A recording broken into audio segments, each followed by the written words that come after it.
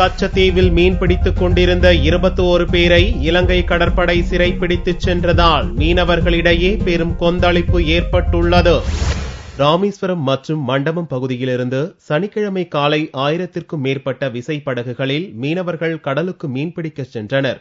அவர்கள் கச்சத்தீவுக்கும் தலைமன்னாருக்கும் இடையே மீன்பிடித்துக் கொண்டிருந்த போது அங்கு வந்த இலங்கை கடற்படையினர் 5 விசைப்படகுகளையும் அதிலிருந்த மண்டபம், ராமேஸ்வரம் பகுதியை சேர்ந்த முத்து இருளன், சூசை, போஸ், அந்தோணி பிச்சை உள்ளிட்ட 21 மீனவர்களையும் கைது செய்து மன்னார் கடற்படை முகாமிற்கு அழைத்துச் சென்றனர். இப்படி மீனவர்கள் அடுத்தடுத்து தொடர்ந்து பிடிச்சிட்டு போய்கிட்டு இருந்தா நாங்க கடல் தொழில் பாக்குறதா இல்ல வேற எங்கேயும் போய் நாங்க கூலி தொழில் பாக்குறதான்னு தெரியல. எங்க மீனவர்கள் மேல ஒரு கண் வச்சு தொடர்ந்து நடவடிக்கை எடுத்து அவர்களை விடுவிக்கணும்னு கேட்டுக்கிறோம்.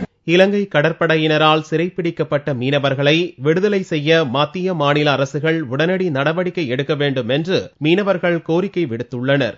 நாங்க மீன் பிடிக்கிறதுக்கு உண்டான உரிமையை கேட்கிறோம். எங்க படகுகளை ஆட்களையும் உடனடியா மீட்டு கொடுக்கிற கடமை மத்திய அரசாங்கத்துக்கு இருக்கு. அது உடனடியா எங்களுக்கு செஞ்சு தரணும். இலங்கை கடற்படையால் அடிக்கடி தமிழக மீனவர்கள் சிறைப்பிடிக்கப்படுவது ராமேஸ்வரம், மண்டபம் பகுதி மீனவர்களிடையே பெரும் பீதியை ஏற்படுத்தியுள்ளது.